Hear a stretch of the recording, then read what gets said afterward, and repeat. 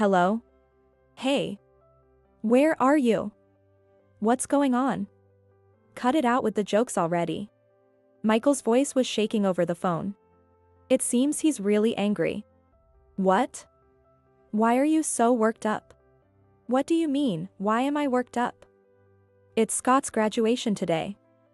On our son's graduation day, where the heck are you? Son? When I asked back with a rising intonation, Michael yelled in frustration. It's Scott. Everyone else is here with their families at the graduation. I'm the only one from our family here. Isn't it normal for families to attend together? He seems quite upset, but that doesn't concern me now. I continued without worrying. I don't have a family, you know? On the other side of the phone, Michael gasped, huh? Doesn't he realize what they've been doing for the past 13 years, or how he's been treating me? If that's the case, that's it. Aware or not, I'll live my life the way I want to. I won't let you have it all your way anymore. I'm Caitlin, a 40-year-old part-time housewife. My husband, Michael, who always says, it must be nice being a housewife, I'm jealous, and we've been married for 13 years. Ever since we got married, he's constantly nagged me about being a stay-at-home mom. However, it's important to remember that it was originally Michael who asked me. I would like you to stay at home to focus on raising our children. Has he forgotten his own words? I just can't accept it. Moreover, as the kids grew older, he started saying, a stay-at-home mom is just an unemployed parasite. He always treated me as if I was useless. Michael's somewhat sarcastic nagging has increased as the children have grown older. It got so bad that I started working part-time a few years ago, but now he scoffs, saying, it's just a part-time job anyway. And his treatment of me hasn't changed. Time flies quickly, and our eldest son, Ryan, is now 18, and our second son, Scott, is 15. I say our sons, but these two are not biologically related to me. They are Michael's children from a previous relationship. When I married Michael, the children were already 5 and 2 years old. Time has passed quickly, but it has not been an easy journey. I've been told that children might be difficult for me. When Michael proposed to me, I nervously answered him this way. I had always had irregular periods and was told by a doctor, you won't have trouble living normally, but you might not be able to have children. So, when I heard that Michael had children, I was honestly relieved. Because I couldn't choose the right woman, I've made these kids suffer. When we decided to get married, Michael confessed to me with an apologetic look. The reason for his divorce from his first wife was apparently her infidelity. Hearing this, I did my best to encourage Michael. It's not your fault. It's okay, about the kids. We'll raise them together carefully so they won't feel lonely. Caitlin. Thank you. Michael's income, to put it kindly, wasn't high. Ideally, I wanted to work full-time too, to help support our finances. But after hearing that, it just wasn't possible. I think it's very important for a mother to be at home for the children. So, Caitlin, I want you to be a stay-at-home mom and give the kids a sense of security. Alright, I understand. Managing on just Michael's income was extremely difficult. We reviewed our expenses over and over, cutting back as much as possible. Entertainment and beauty expenses, of course, and I tried not to buy clothes for myself as much as possible. But I couldn't let the children suffer any inconveniences. If anything had to be cut back, it would be my things. I truly believed that. At first, I think Michael appreciated it, saying, sorry for the trouble and thank you. But at some point, Michael started to look down on me. You're not beautiful or young, so why don't you work on improving yourself more? It's embarrassing. I do wear makeup. I take care of myself as much as I can. But I don't have as much money or time as before we got married. It's sad to hear you talk like that. It was different from when I was single and could only think about myself. As I devoted more time and money to the kids, what I could spend on myself decreased inversely. And Michael never did any household chores, using work as an excuse. I asked for help several times, but he outright refused every time. I trust you and leave it to you. Besides, the kitchen is a woman's castle, right? He would say. I never said to leave it to me or not to help. Before we married, he seemed manly and wonderful, but he had become a mere male chauvinist. The only solace I had was in the children. When we first married, the children were 5 and 2 years old. If they had been a bit younger, maybe they wouldn't have been so wary, but especially Ryan had a big negative reaction to me. I want mom. You're not my mom. Ryan. I was almost in tears as I hugged the sobbing Ryan. Still, I thought they had begun to trust me a bit more over time. However, an unexpected interruption occurred. It was Michael. He should have been my biggest supporter, yet I never imagined that someone so close would become an adversary. Perhaps Michael couldn't stand the kids becoming more attached to me than to him.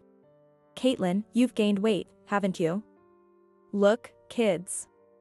Look at that sloppy body. It's proof she can't manage herself. Be glad you're not related by blood. He would belittle my figure, and he was relentless in criticizing my appearance. People are finished when they stop caring about how they look. Caitlin is unemployed, so she must have lost all sense of beauty. You guys be careful, all right? I couldn't stay silent after that. Hey, can we talk? It's one thing to think it, or to criticize me privately. But please stop belittling me in front of the kids. I felt awful, of course, but more than that, I was worried about the future of our children if they picked up Michael's manner of speaking. The kids were still growing, and they could absorb anything, good or bad. Their father, Michael, was gleefully looking down on me, their stepmother. I didn't want to show them that. What are you talking about? You're just hurt because I hit the nail on the head. Don't use the kids as an excuse. Yes, it hurts when you say those things. But more than that, I'm really worried about what the kids might become. Shut up. Don't blame others. What I'm saying isn't bad or anything. It's just the truth. Since when is it wrong to speak the truth? Despite my calm explanation, Michael flew into a rage, and from then on, he refused to listen to anything I had to say. Instead, the insults towards me escalated. Whenever I would discipline the children, Michael would invariably interject. Ryan, look here, you still have food left on your plate. Let's try to eat everything cleanly, okay? It was just a casual remark when I noticed the scattered food on Ryan's plate during dinner. From beside me, a heavy sigh came, followed by Michael grumbling discontentedly. All you do is nag, yet you don't earn a cent. It was the usual pattern. Michael would look to Ryan and Scott, tilting his head as if seeking their agreement, right? It's not, just nagging. I'm just pointing out manners so they don't struggle in the future. Ha, taking care of kids that aren't even yours, how noble. I felt my blood boil at his words. What kind of person says such things in front of young children? I was so upset that words failed me. I felt ashamed of myself. From that day, I began to avoid conflicts with Michael and tried to gauge his moods. I didn't want the children to see us arguing if I could help it.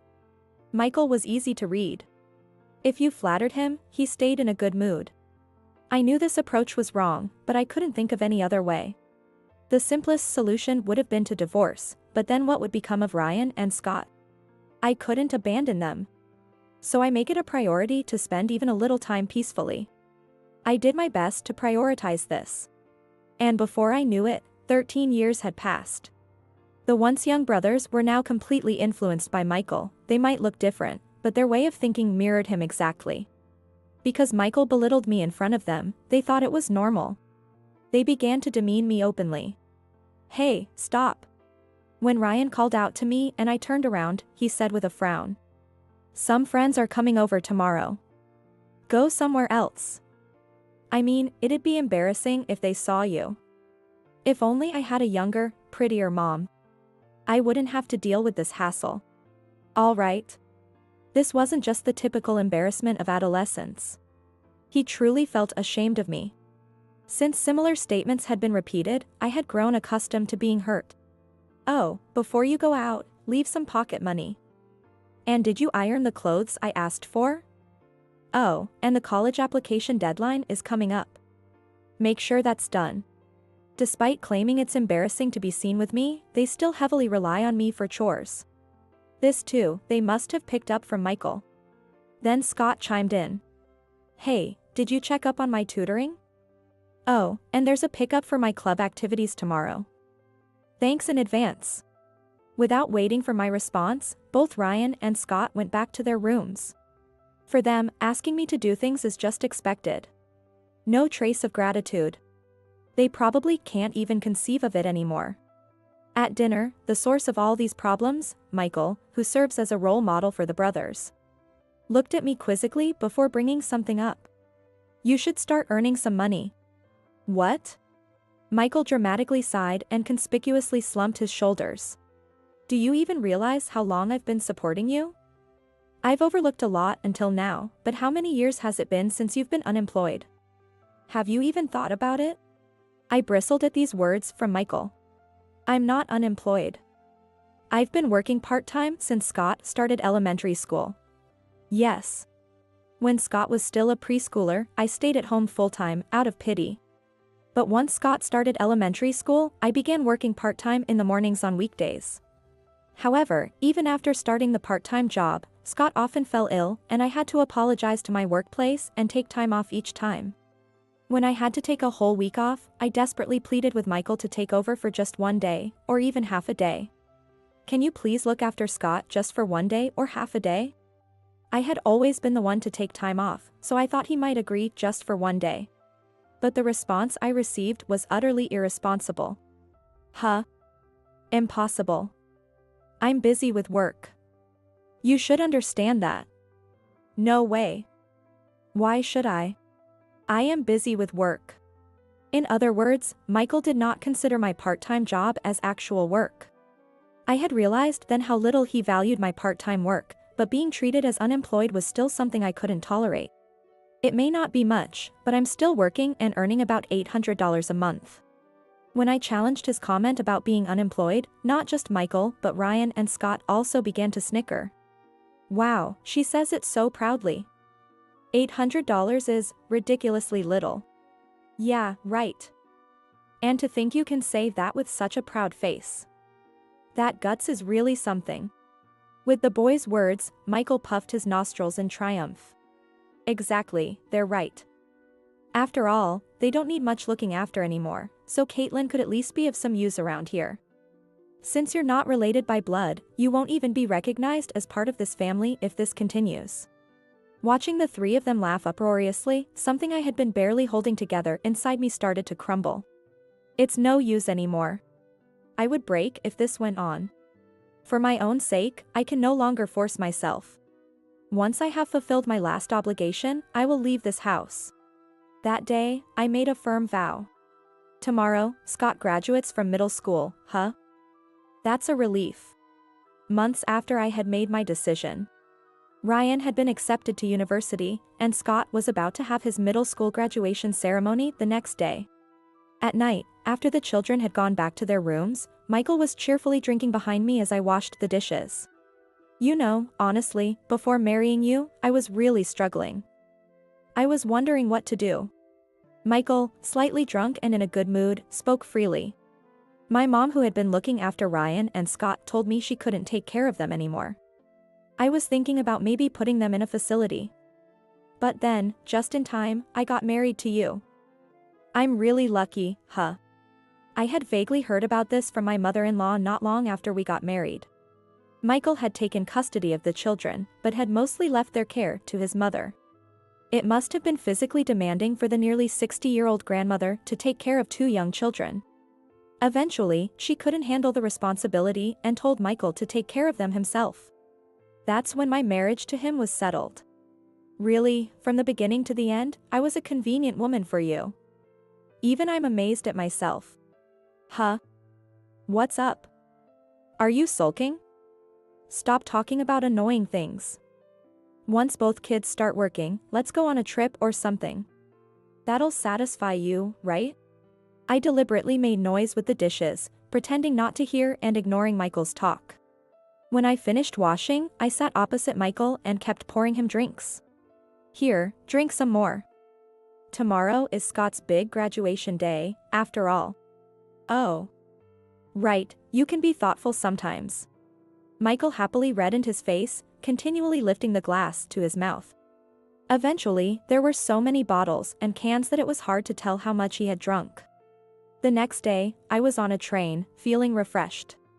I wonder if the graduation ceremony has started by now. I muttered to myself, looking out of the train window, and spent my time leisurely. When was the last time I felt so calm? Suddenly, I checked my phone, which was on silent mode, and saw a staggering number of missed calls. Most of them were from Michael. Ryan had also called me. From the looks of these calls, they must have been in a huge rush this morning. Normally, both Ryan and Scott are strong in the mornings. Even if I don't wake them, they come downstairs on their own when it's time. Therefore, I assumed that one of them would have woken up Michael, who was likely still at the table asleep. As a mercy, I had placed several alarm clocks around Michael before leaving. So, I thought they wouldn't have overslept and been late for the graduation ceremony. Well, the real problem starts after that. I had left the suit, tie, socks, and everything else they needed for the graduation ceremony neatly stored in the closet when I left the house. As a maximum act of kindness, everything was either freshly laundered or dry cleaned. Normally, that would be enough for someone to get dressed on their own. But Michael isn't normal. Throughout these 13 years, he has completely relied on me to take care of him. By now, he probably doesn't even know which suit is appropriate for a graduation ceremony, let alone which one to wear. Normally, you'd prepare the day before, wouldn't you? Surely, no, definitely, Michael wouldn't have done that. Even when he got drunk, or even passed out from drinking, I was always there to clean up the mess. What must they have thought when the person they relied on completely suddenly disappeared one day? I'm curious about their expressions. Did they panic? Maybe they even flew into a rage. Either way, it doesn't concern me now. After a while, my train arrived at the destination, and I got off, carrying my luggage. As I passed through the ticket gate and turned off the silent mode on my phone, it immediately began to ring. It was a call from Michael. Hello? Hey.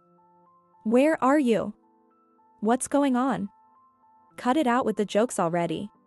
Michael's voice was shaking over the phone. What? Why are you so worked up? What do you mean, why am I worked up? It's Scott's graduation today. On our son's graduation day, where the heck are you? Son? When I asked back with a rising intonation, Michael yelled in frustration. It's Scott. Everyone else is here with their families at the graduation. I'm the only one from our family here. Isn't it normal for families to attend together? And, by the way, you didn't even prepare clothes, did you? If Mom hadn't come, it would have been a disaster. To his completely misplaced anger and blame shifting, I responded calmly. For someone your age, and especially over such matters, to rely on your mother, I think it's your thinking that's a real disaster. What did you say? Michael retorted in astonishment. He seemed quite upset, but that didn't concern me anymore. I continued, unconcerned. And what about this family you speak of? What? So? I cut off Michael's words and declared firmly. I don't have a family, do I? On the other side of the phone, Michael gasped, huh? I don't recall ever being treated like family by you all in these 13 years. Caitlin, that's not true. What are you saying? Just by eating together, sleeping, and living together, that alone makes us a family. Regularly being insulted about my appearance and body, laughed at as if I'm an unemployed parasite. After all the times you've exploited me like a servant, you now claim we're a family? What are you even saying? Are you stupid? After my rapid-fire response, there was a brief silence, and then the call abruptly ended. A few minutes later, I received another call, this time from Ryan. The timing was almost too perfect. Michael must have contacted Ryan somehow. Hey, I heard you had a fight with Dad. That was really too much, wasn't it?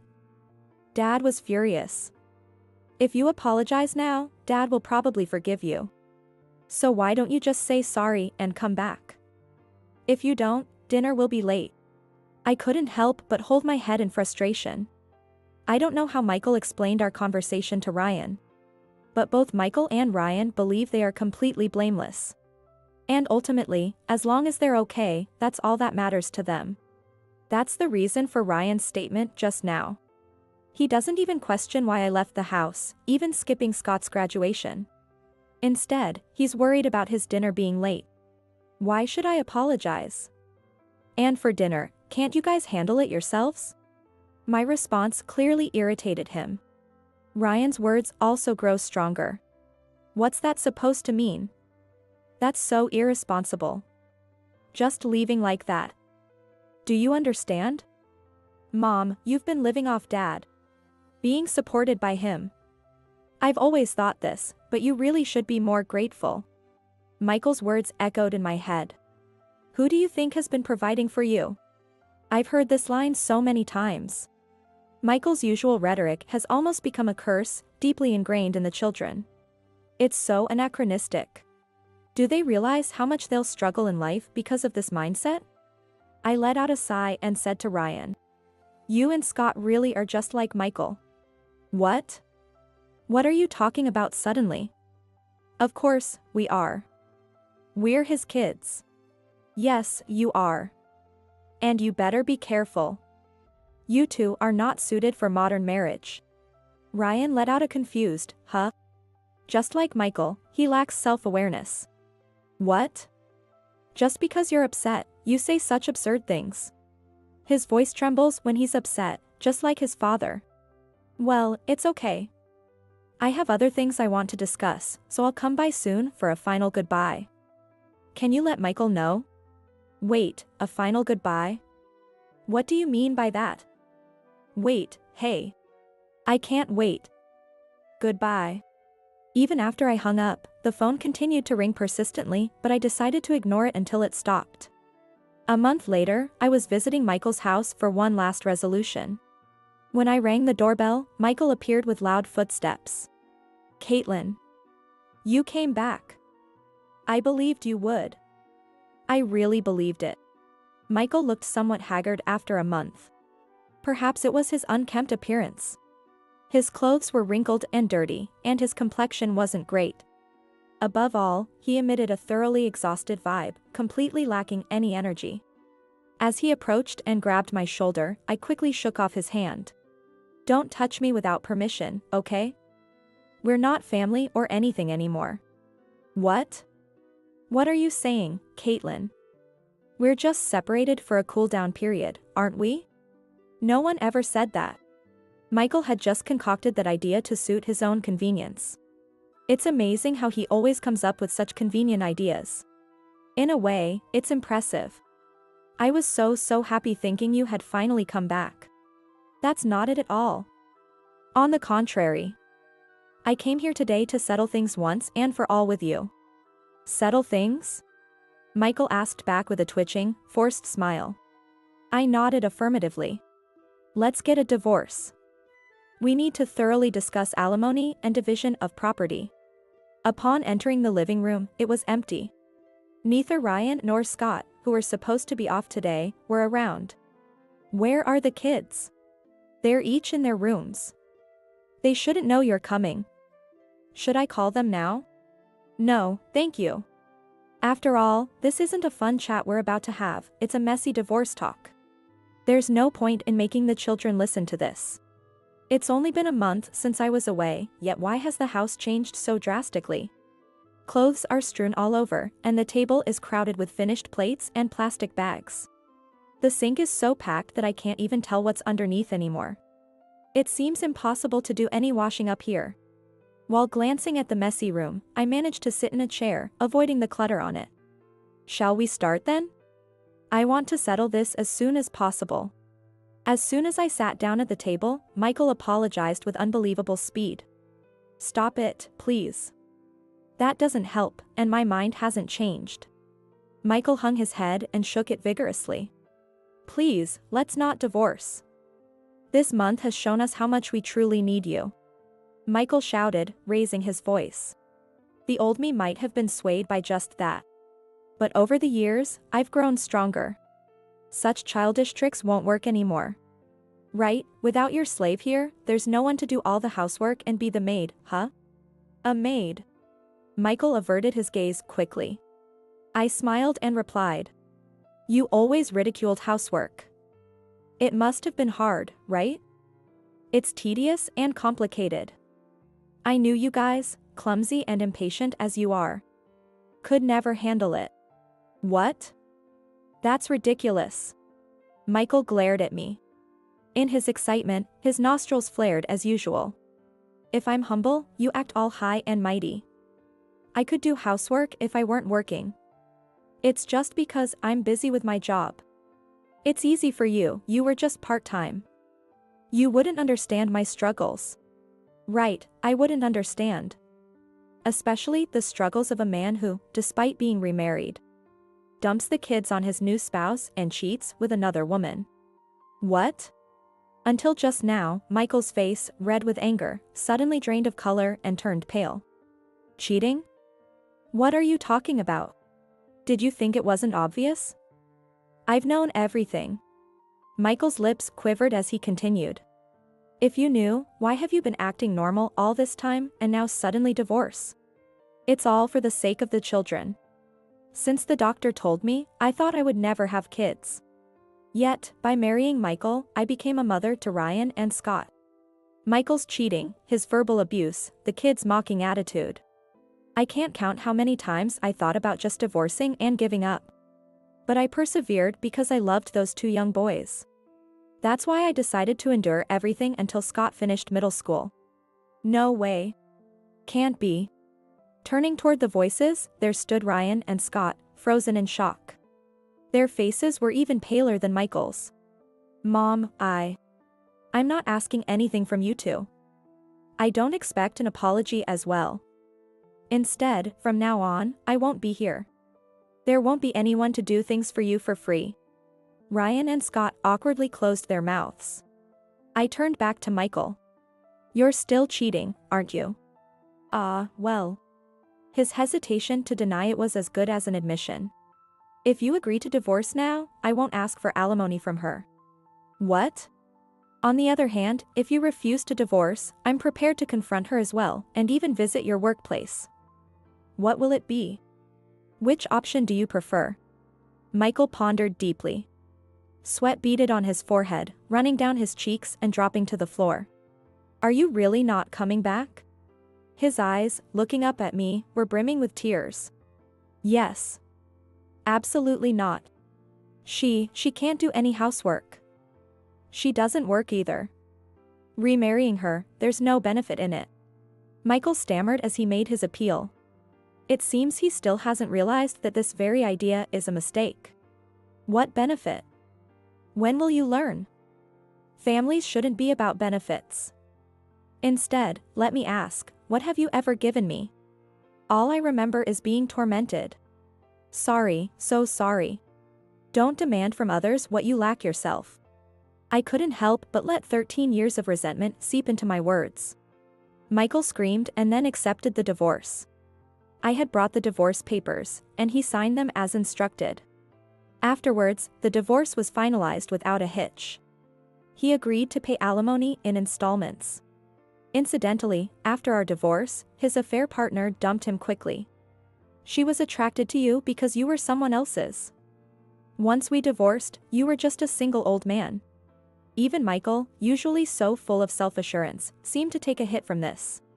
Being called, without merit, tande unattractive both by his ex-wife and his affair partner seems to have shocked him greatly. It's just the truth, but he doesn't want to accept it.